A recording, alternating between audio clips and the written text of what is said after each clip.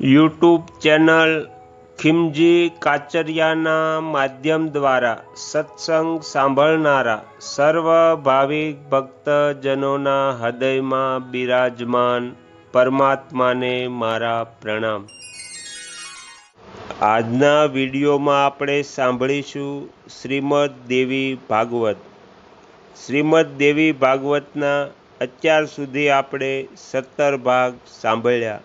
આજે આપણે 18મો ભાગ સાંભળીશું। હરિ ઓમ। વ્યાસજી કહે છે, મહાબળવાન ચંડ અને મુંડ મહાન શૂરવીર હતા। શુંભની આજ્ઞા થવાથી મોટી સેના સાથે તે જ ક્ષણે રણભૂમિમાં પહોંચી ગયા।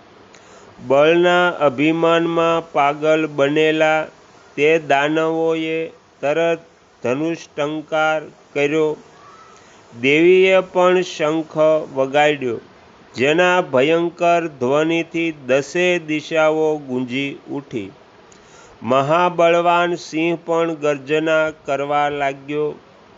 ત્યાર પછી ચંડ, મુંડ અને દેવીની વચ્ચે યુદ્ધનો આરંભ થયો। ક્રોધિત થઈને કાલી પરાક્રમી અસુરોને હાથમાં પકડીને મોઢામાં નાખીને દાંતથી તેમને ચૂરેચૂર કરી દેતા હતા।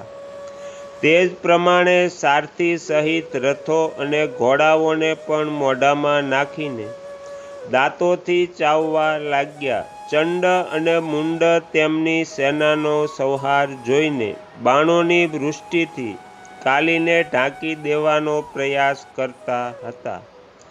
કાલીએ તીક્ષ્ણ બાણોથી ચંડ ઉપર પ્રહાર કર્યો। તેનાથી તે મૂર્છિત થઈને જમીન પર પડી ગયો। પોતાના ભાઈને જમીન પર પડેલો જોઈ મુંડ ઉદાસ થઈ ગયો। તે ક્રોધિત થઈ કાલી ઉપર ભયંકર બાણ છોડવા લાગ્યો। ત્યારે દેવીએ અર્ધચંદ્રાકાર બાણથી મુંડ ઉપર ઘા કર્યો।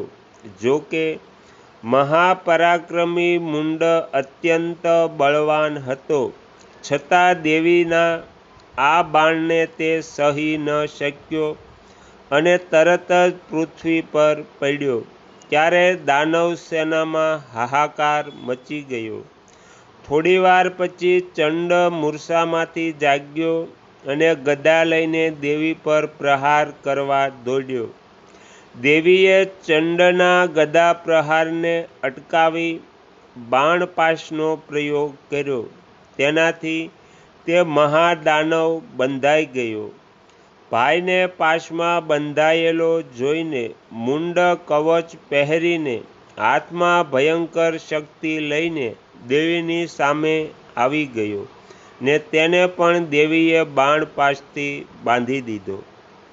આ પ્રમાણે ચંડ અને મુંડને સસલાની જેમ ગળાની રસ્સીમાં બાંધીને ચંડ અને મુંડ કાલીના પ્રયાસથી ત્યાં હાજર હતા।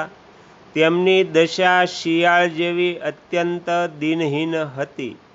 ભગવતી જગદંબાએ મધુર શબ્દોમાં કાલીને કહ્યું, રણપ્રિયે, તમે અત્યંત ચતુર છો। તમારે તરત જ દેવતાઓનું કાર્ય સિદ્ધ કરવું જોઈએ। કાલીએ તલવારથી ચંડ અને મુંડના માથા કાપી નાખ્યા અને પછી આનંદથી તેમનું લોહી પીવા લાગ્યા। જગદંબા પ્રસન્નતાપૂર્વક કાલીને કહેવા લાગ્યા, કાલિકા, તમે દેવતાઓનું મહાન કાર્ય સિદ્ધ કર્યું છે। જગતમાં તમે ચામુંડા નામથી પ્રસિદ્ધ થશો। વ્યાસજી કહે છે, જે સૈનિકો મરતા બચ્યા હતા તે ભાગીને પોતાના સ્વામી શુંભ પાસે ગયા અને કહેવા લાગ્યા, મહારાજ, અમને બચાવો। હવે કાલી બધાને ખાઈ જશે। હવે આપ કુળની રક્ષા માટે તરત જ પાતાળમાં પધારી જાઓ। અન્યથા ક્રોધિત થયેલા તે કાલિકા આપણા બધાનો સંહાર કરી નાખશે. હે દૈત્યેશ્વર, સિંહ પણ યુદ્ધભૂમિમાં ઊભો થઈને દાનવોને ગળી રહ્યો છે. વ્યાસજી કહે છે, દાનવોની વાત સાંભળીને શુંભે કહ્યું, મૂર્ખાઓ, તમને હજુ વધારે જીવવાની આશા છે, તેથી જ યુદ્ધભૂમિમાંથી ભાગીને પાતાળમાં જઈ શકો છો. પરંતુ મને વિજયની કોઈ ચિંતા નથી. પ્રારબ્ધ પ્રમાણે સુખ દુઃખ, જીવન મરણ આ બધી ઘટનાઓ નિશ્ચિંત સમયે હંમેશા મનુષ્ય પાસે આવ્યા કરે છે. માટે હું મારા ધર્મનું પાલન કરીને અવશ્ય યુદ્ધ કરીશ. આ પ્રમાણે નિર્ણય કરીને શુંભે રાજશ્રેષ્ઠ રક્તબીજને રણભૂમિમાં જવાની આજ્ઞા આપી. રક્તબીજે કહ્યું, મહારાજ, હું તે સ્ત્રીને અવશ્ય મારીને તમારે આધીન કરી દઈશ. એક નાની છોકરી મારા માટે કઈ મોટી વસ્તુ છે? મારા દ્વારા પરાસ્ત થયા પછી તે આપની દાસી બની જશે. વ્યાસજી કહે છે, કુરુશ્રેષ્ઠ, આ પ્રમાણે કહીને રાક્ષસ શ્રેષ્ઠ રક્તબીજ રથ પર ચડી વિશાળ સેના સાથે રવાના થયો. તે તરત જ યુદ્ધભૂમિમાં ભગવતી જગદંબાની પાસે પહોંચી ગયો અને પોતાના તીક્ષ્ણ બાણો દેવી પર ચલાવવા લાગ્યો. ત્યારે કાલિકા હાથમાં ત્રિશૂળ, ગદા અને શક્તિ લઈને દાનવોનો સંહાર કરવા લાગ્યા. માહેશ્વરી પોઠિયા પર બેસીને તેમના ત્રિશૂળથી રાક્ષસોનો સંહાર કરવા લાગ્યા. વૈષ્ણવ દેવીના ચક્ર અને ગદાના પ્રહારથી અનેક દાનવો મરી ગયા. ઐન્દ્રીના વજ્રઘાતથી અનેક દાનવો ધરાશાયી થયા. વારાહીનું આખું વિગ્રહ ક્રોધથી ઉકળી ઉઠ્યું. તેમણે તેમના મુખના અગ્રભાગ અને દાઢોથી સેંકડો દાનવોને મારી નાખ્યા. નારસિંહ તેમના તીક્ષ્ણ નખ દ્વારા મોટા મોટા દૈત્યોને ચીરી ચીરીને ગળી જતા હતા. શિવદૂતીના અટ્ટહાસ્યથી દૈત્યો પૃથ્વી પર પડી જતા હતા. ચામુંડા અને કાલિકા જમીન પર પડેલાઓને તરત ખાઈ જતા હતા. રક્તબીજે સાંભળ્યું કે દાનવો છિન્ન ભિન્ન થઈ જશે, શીશો પાડી રહ્યા છે અને દેવતાઓ ઘડી ઘડી જય જયકારના નારા લગાવી રહ્યા છે. તે મહાન, બળવાન અને તેજસ્વી દૈત્ય હતો. ક્રોધથી તે દૈત્ય રાતોપીળો થઈ ગયો. તે દેવીની સામે આવી ગયો. વ્યાસજી કહે છે, રાજન, તે દાનવના શરીરમાંથી જ્યારે લોહીનું બુંદ જમીન પર પડતું, તેમાંથી રાક્ષસો ઉત્પન્ન થતા હતા. તે બધા જ રક્તબીજ જેવા જ ભયંકર હતા. આવું અદ્ભુત વરદાન તેને ભગવાન શંકરે આપ્યું હતું.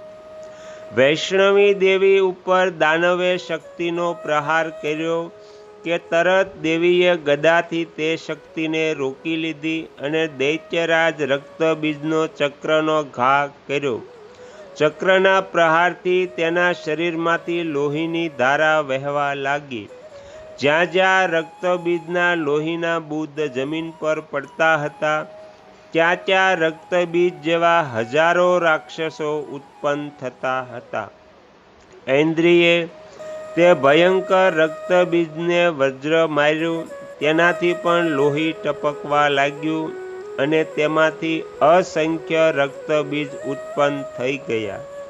રક્તબીજ પણ કોપાયમાન થઈને તીક્ષ્ણ બાણોથી, ગદાથી અને શક્તિથી બધી દેવીઓ પર પ્રહાર શરૂ કર્યા. ચંડિકાએ ક્રોધિત થઈ ચારે બાજુથી તીક્ષ્ણ બાણો વરસાવવા માંડ્યા. ત્યારે રક્તબીજના શરીરમાંથી રુધિરની મોટી ધારા વહેવા લાગી. તેનાથી તેના જેવા જ અસંખ્ય દાનવો ઉત્પન્ન થતા હતા. તે અસંખ્ય રક્તબીજોએ દેવીના ઉપર પ્રહાર શરૂ કર્યો. તે જોઈને દેવતાઓ ભયભીત થઈ ગયા.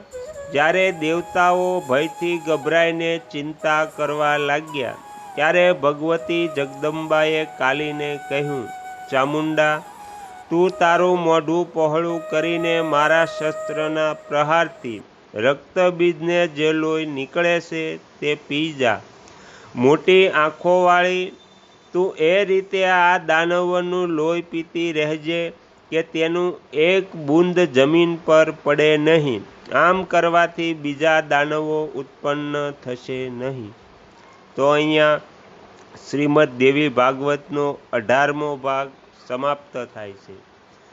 તમે તમારો કિંમતી સમય આપી એકાગ્ર ચિત્તે પ્રસન્નતાપૂર્વક શ્રીમદ દેવી ભાગવત સાંભળ્યું એ બદલ હું આપ સૌનો ખૂબ ખૂબ આભાર વ્યક્ત કરું છું અને આશા પણ રાખું છું કે તમને શ્રીમદ દેવી ભાગવત સાંભળવું ગમ્યું હશે. જો ગમ્યું હોય તો બીજા 5 લોકોને પણ સંભળાવજો. શ્રી નવદુર્ગા માતની જય. આગળના વિડીયો જોવા માટે આ ચેનલને સબસ્ક્રાઈબ કરો અને જો આ વિડીયો પસંદ આવ્યો હોય તો લાઈક કરો.